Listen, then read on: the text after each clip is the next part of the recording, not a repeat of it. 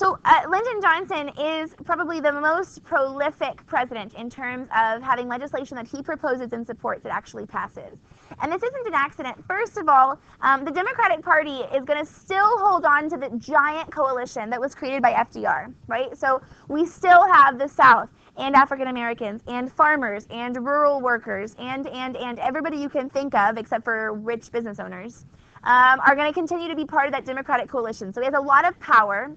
Congress is going to be mostly controlled by the Democrats during his time in office. And then he's just a really effective politician. Remember, Lyndon Johnson had been the majority leader in the Senate. He knew lots of people on Capitol Hill. He had all kinds of friends. He had a really strong personality. He could convince people of a lot of things. Anyway, all of this being said, FDR did get more legislation passed than LBJ did, but FDR also had 4 terms to do that, right? LBJ serves only 1.5 terms. He finishes Jack Kennedy's term, and he's elected 1 time on his own in 1964 to 1968. And he gets a huge amount of legislation passed, and he gets called the Great Society. And his premise is that we should try to make America better as a whole. We shouldn't just try to focus on the economy or go, well, things are good enough, so we'll just let things go. He thinks that we should seek out the problems in our society and actively try to fix them. So I'm going to give you a few seconds here to copy all of that down, and then we're going to talk about them. Hold on, I'll put it back. Okay, so we're going to start by looking at Johnson's war on poverty. So the Great Society is this giant umbrella for all of these things that we're going to be doing to make the country better. But the war on poverty is an umbrella under the umbrella that refers to a series of programs that we're attempting to, I'm sure you cannot figure this part out, address poverty in the country, right, to deal with that. So let's talk about some of the different things. So first of all, he's going to take on one of Jack Kennedy's ideas, providing health care assistance for low-income and the elderly, and he's going to make that a reality through the programs of Medicaid and Medicare. So to help you remember, we give aid to the poor and we care for our grandparents. So Medicaid is for people living in poverty, and Medicare is medical assistance for the elderly. So we're going to create the programs of Medicaid and Medicare. Then he creates a model cities program. So you know how today, especially our current president, there's this sense that the inner cities are this really bad, scary, terrible place to be or something. And there's a little bit of truth to that because as suburbanization occurred, we experienced what was called white flight. So there were more opportunities and places to live outside the cities, and so more affluent people who tended to be white moved out of the cities. That leaves left in the cities more minorities who tend to be higher poverty, dealing with crumbling infrastructure. So the inner cities saw a rising crime rate in the 50s and early 60s, and so Johnson says that we need to try to improve things for people who live in the cities. And so the Model Cities program gives federal dollars to cities who want to try new things, like renovating or increasing police presence or new transit programs, whatever it is. And then they research the changes that were implemented, and then if it works, then the federal government scales up the program and encourages other cities to do the same kind of thing. Then there's the Economic Opportunity Act, which is a whole bunch of stuff. The idea being that one of the things that causes poverty is that people just don't have access to the kinds of opportunities. If you're already in poverty, you are stuck in poverty because you have a hard time getting out of it. So, for example, one of the things that the Economic Opportunity Act does is create Head Start programs. You guys know what Head Start is? So it's free preschool for low-income families. And it was actually founded on an idea from LULAC, the League of the United Latin American Citizens. It's a Chicano rights group in the 40s. And the LULAC had created this, they as an organization, had created something called the Little School of the 400. And the idea was that it was an organization funded preschool for Mexican American children, and the idea was to teach them 400 English words by first grade because there was no kindergarten. And it was really successful. Kids who came out of the Little School of the 400 did significantly better in school as compared to Mexican American kids who didn't. And so this is sort of scaled up on a national level with Head Start, the idea being that kids in poverty really don't do well in school, and one of the ways we can help to close that gap is to give them high quality preschool, even if their parents can't afford it. Then there's the Job Corps and VISTA. These are both kind of Peace Corps style programs that provide job training and provide assistance to small towns and inner cities. So the Job Corps people sign up And if they're accepted, then they're like given access to a whole bunch of jobs or opportunity training programs. They can get information about new skills, and then they're helped with the application process, trying to find them or match them with a job that suits their new skills. And then Vista, young people could sign up. If you didn't want to go work abroad, you could sign up with Vista to go and serve for a year full-time, and they'd send you to a city or a community, and there you would be doing work like providing job training or cleaning up facilities or providing after-school care for kids, whatever those kinds of programs. So both of those were kind of modeled on the Peace Corps program. And then there was the creation of food stamps. So welfare was pretty controversial, the idea of just giving money to people who didn't have enough. But if one of the reasons that you were struggling was because you didn't have enough nutritious food to like keep you going or fuel you through your day, then food stamps were a way to address that. We weren't giving people direct money. We weren't like replacing a job, but we were going to help them to get access to like more like better foods to help them to do better. Then not under the Economic Opportunity Act, but still under the War on Poverty, is the Elementary and Secondary Education Act. If you've been following the news, there is a bill in Congress to significantly repeal and kind of like gut the Elementary and Secondary Education Act, which, in my personal, clearly biased as a public school teacher's opinion, is a scary thing. But anyway, the Elementary and Secondary Education Act gives a lot of federal dollars to schools, K through 12, and helps them like to increase access of like high quality materials or textbooks, teacher training opportunities, that kind of thing. The catch is, and the reason it's controversial today, is that the Elementary and Secondary Education Act, if we give federal dollars to schools, that means the federal government can now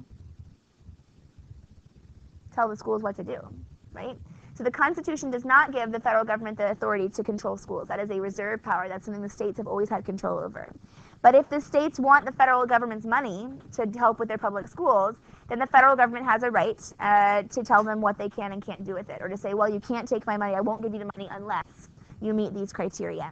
And so the Elementary and Secondary Education Act has been an avenue through which the federal government has gotten, not complete control by any stretch of the imagination, but has gotten more control. So things like special education laws, like we have to provide services to students who qualify for special education services. That's a federal law that the states have to comply with if they want to receive federal funding. Now, they don't have to follow the rules, but if they don't follow the rules, then the government won't give them any money. And so that's kind of like why it gets controversial. Then there's the Urban Mass Transportation Act, which I am quite sure you know what that is. Yeah? We're feeling pretty good about that? Good. Okay.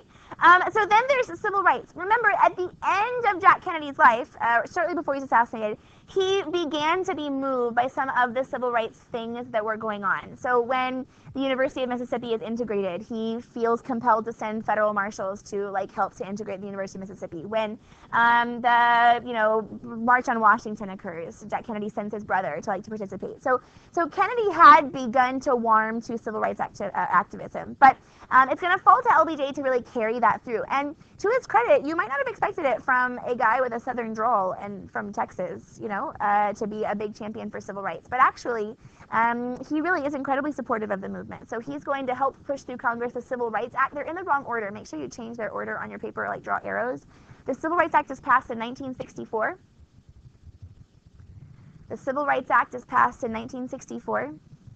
And it's going to formally ban segregation in all public accommodations. And you need that language. It's going to ban segregation in all public accommodations. I want to come back to that. Will you, somebody remind me to come back to that? But I want to make sure we get through all the others before I tell you more about the Civil Rights Act. Yes. Oh, I didn't. Oh, I think I did. I think. Oh, well. If we're not, oh, well. But okay, so remind me to come back. But we'll just keep going to make sure we get through them all. So then in 1965, Johnson helps to pass the Voting Rights Act. And the Voting Rights Act is going to, try to keep up with me, they're going to ban grandfather clauses. They're going to ban literacy tests. And they're going to give the federal government the authority to conduct elections if a state is found to be discriminating against voters. I'll repeat. It's going to ban grandfather clauses. It's going to ban literacy tests. And it will allow the federal government to come in and take over to conduct the elections on behalf of the southern states or any states if they can't comply with federal discrimination law. And in fact, they do for several years. the national government takes over Southern elections for the process. The reason I wanted you to take that list so carefully is because I want you to add off to the side the 24th Amendment. The 24th Amendment is ratified around the same time as the Voting Rights Act. And the 24th Amendment bans poll taxes. The 24th Amendment bans poll taxes. So the Voting Rights Act bans grandfather clauses, literacy tests, and basically any discriminatory practice associated with voting, and allows the national government to take over if the states can't act right. But the mistake that students often make is they'll write in their essays that the Voting Rights Act banned poll taxes, and that's false. It's not true. The 24th Amendment bans poll taxes formally. Okay, then there's the INA, the Immigration and Nationalities Act, which is actually kind of in the news these days because of President Trump's executive order. So the Immigration and Nationalities Act was passed in 1965. And the purpose of the law was basically to undo those super racist immigration policies in the 1920s. So you remember the National Origins Act 1920s, which like defines how many immigrants we're going to accept based on different countries, and is clearly like biased in favor of whiter countries, like as opposed to Southern Eastern European countries or Southeast Asian countries or whatever it is.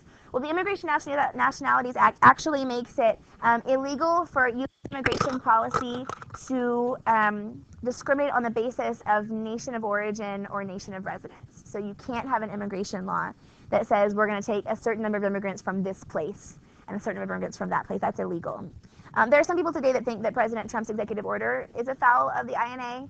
My personal opinion, although I don't like the executive order, is that it's not illegal under the INA because it doesn't set immigration limits. It just says that we're going to have different like requirements for people who want to immigrate from those countries, and we already do that for different places. So like if you want to come here from England, for example, you don't need a visa to do that, right? You just, so if they're part of the visa waiver program, you can just use your passport and come here. So we already have certain countries that like require visas and certain countries that don't. So anyway, that's the INA. Okay, then there's the Higher Education Act, which provides federal grants for students going to college. So beyond just the GI Bill, this is going to like expand that aid. And then I'm pretty sure you can guess what the Wilderness Preservation Act is about. And truth in packaging is very reminiscent of those progressive era things. It's like the reason why your Cheerios box says a diet rich in fiber may help reduce the risk of heart attacks or something, as opposed to saying Cheerios help prevent heart attacks, right? They can't like make claims that they can't actually back up. So, okay, I'm glad I didn't spend more time on the Civil Rights Act. I'll talk more about that tomorrow. We're going to watch a video. It's kind of depressing, but it is a video about the beginnings of the Civil Rights Movement.